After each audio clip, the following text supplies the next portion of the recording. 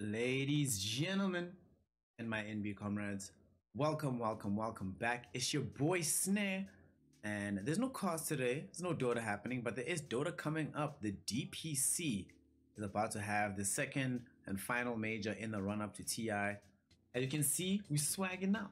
Today we dripping. Let's see what happens as we go through these young predictions. So how it's gonna work, right? There's a particular format that I've worked out. It's a normal tier list, but not just in terms of which team I think is the strongest overall, right? My criteria tends to be, I want to see any team that's ranked a tier above you should reliably beat every team beneath them. Not just in terms of where the teams are in the tournament, but also where they are in their progression. Some teams are on the up, they've been gaining momentum, they've been on steam, and they feel better than other teams, despite what you might think about the names on the roster itself. So, let's get into it. Let's rock without further ado. We shall start with the wildcard, right? So we're gonna try and lead things off with 3 videos.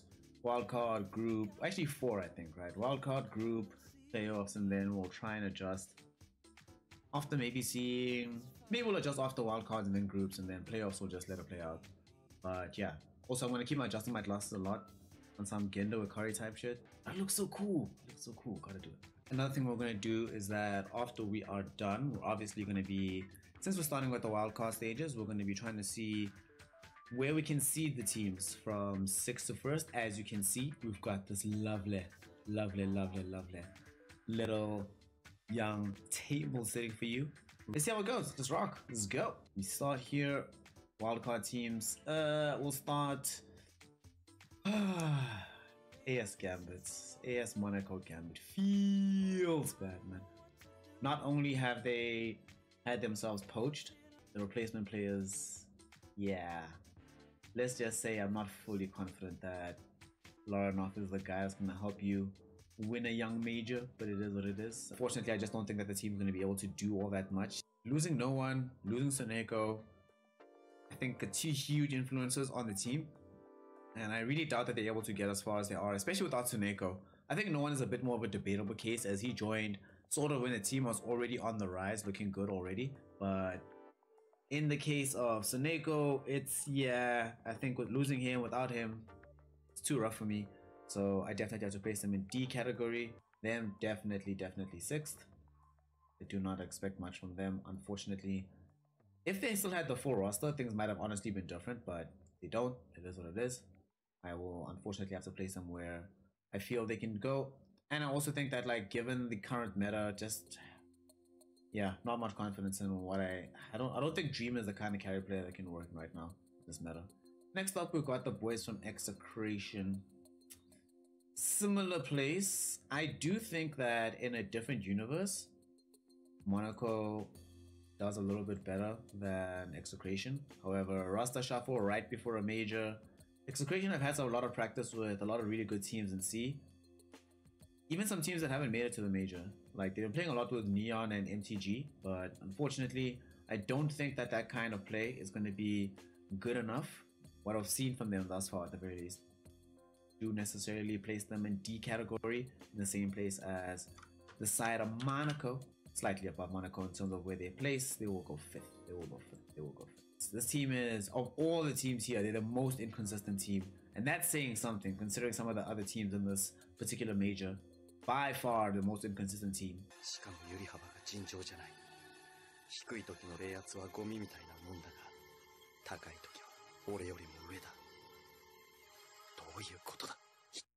Neither of them really have a chance of qualifying for TI either. It is what it is. Next up. So we're just doing wildcard today, remember? So we have IG. They'll win some games. They'll win, like, the games against Execration and Monaco, so that's why they go to C category. However, not having Ollie, it's not the same loss as, say, in the last major when Team Asta lost Boboka, nor is it the same in terms of impact as Monaco losing No One and Soneko. However, this team is inconsistent in the best of days, and I think that Ollie is one of the better players at holding down that consistency. The support duo, whenever you have Fly, Emo, and JT being a bit questionable, at the very least, Ollie's like low-key really good. Just one of these players that like does his job every single game. But without him, I do not really rate IG's chances, so definitely have to put them in C category. Another thing I think about lacking Ollie and having their coach coming in super, for the most part, it's not an expectation on the part of the coach to have extremely high skill in the game itself. So if he has to come in as a sub, kind of rough, feels bad. Next up, got 3 teams left here in the wild card. Who do you have next? Who do you think? So next we have ourselves Team Secret.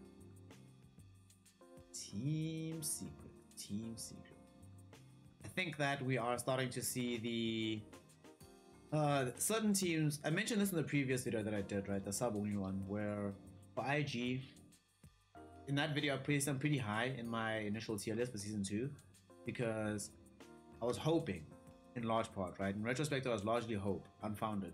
I was hoping that Kaka and Fly and Emo, these are players who have been in the past getting the W for some reason, right? They hit this massive stumbling block and they start getting much worse in terms of their overall skill.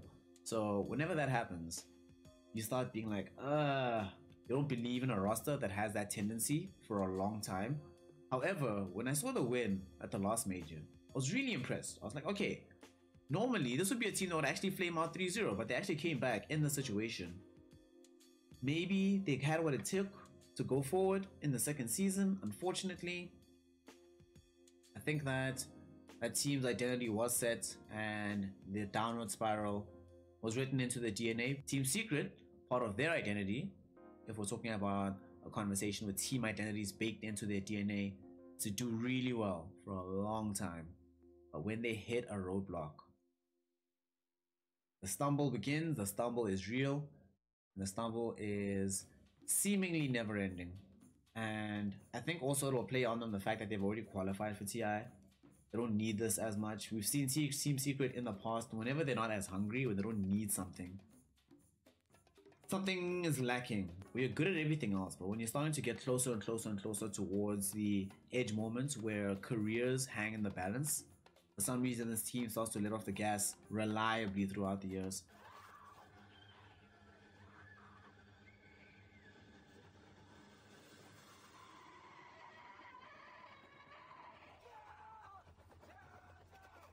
And I think we're going to see that at this major, especially considering the already qualified for TI. So see you go. Feels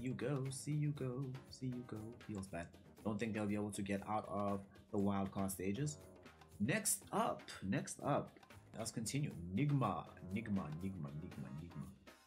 They will be the last, well actually they're not the last C team. They will be able to get out of the group stages, and I place them really highly as well, and I do still rate them on their day if the potential is high, but I don't know, man. Something about this team, it just feels they play very much off of their momentum, their energy. You can sometimes feel when this team is really on form and they're going to hit real highs.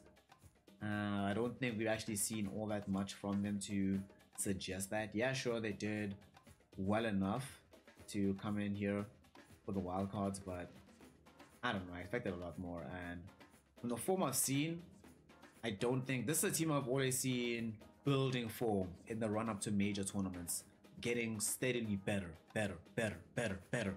or at the very least in a specific tournament from the beginning, being a bit washy but able to get better as time goes on. I don't think we've seen that kind of potential from them with this roster, and I do think that, yeah, I don't think that like the way they're set up, there's a bit of over-reliance on performances from Miracle, unfortunately. I suppose that was the idea with bringing in LTW, but I don't think it's necessarily panned out for them as they had desired. They'll get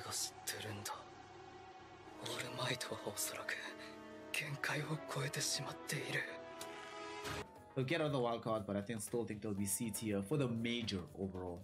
Incredible team, don't get me wrong, incredible team, but just in the context of the WePlay Animajor.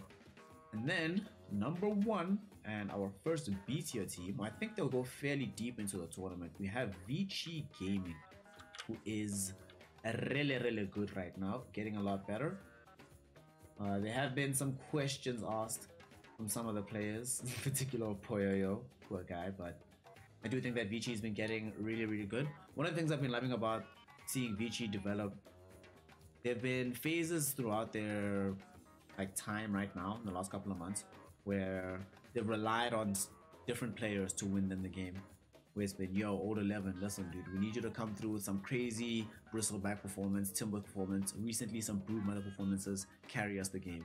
We've seen some Ori, Storms, Leshrac say, yo, man, listen, we're trying to get this done, man. We're trying to get ourselves into the major. What you gonna do is like, I got you, fam. Carry you the game. And early on, that was to their detriment because a lot of their early losses in the DPC came because of that over-reliance. Enemy teams in China were able to isolate that person, shut them down, grant them a much easier pathway to victory. But as time has gone on, I do think that Vici has been steadily but surely finding a more team spread out identity. There is still some particular heroes that they have over-reliance on, to be fair, but in the last couple of games that I've seen from them, it's been like, okay, you're winning together and you're losing together. We ride together. We die together. Bad boys for life.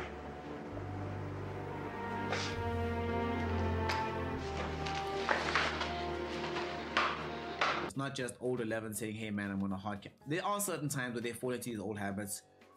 Again, if Old 11 gets brewed, for example, you know, you give Poyoyo his Spectre, but especially considering that I'm expecting a lot of, we'll talk about that in the second video, but I'm expecting a lot of heroes like Centaur, Axe in the safe lane coming into the major. So as that starts to happen, more fighting, more brawling, I do think that Vici Gaming can adapt. I think they'll be B tier, low B tier to be fair. So let's go on ahead because there'll be a lot of B tier teams here. We'll go on ahead and put them like right over here, but I think they look decent. I think they look pretty good. And I do think China is the strongest region at the moment. So seeing, especially the top 3 teams are like, yo, LGD and Asta like really good. But we'll talk about that. But yeah, that's going to be my prediction for how the wildcard stages of the major are going to shake out, how the teams are going to fare, my expectation of the placings. I do think also, like I said, remember my rules, that anybody I put in B tier should be able to reliably beat anyone in C tier, C to D. So as more teams filter into this, is also going to seed my expectation for playoffs, the group stages, the eventual championship. We'll talk about it. So this has been episode 1 of the WePlay Animajor predictions with your boy Snare. If you enjoyed it, you had a good time, you loved what's happening, make sure to become a patron, join the Discord, or if you would be kind enough to make a one-time donation, I would appreciate it greatly. But more than anything, I would appreciate your feedback. Let me know what you think, how you expect this all to shake out. It's your boy. See you then.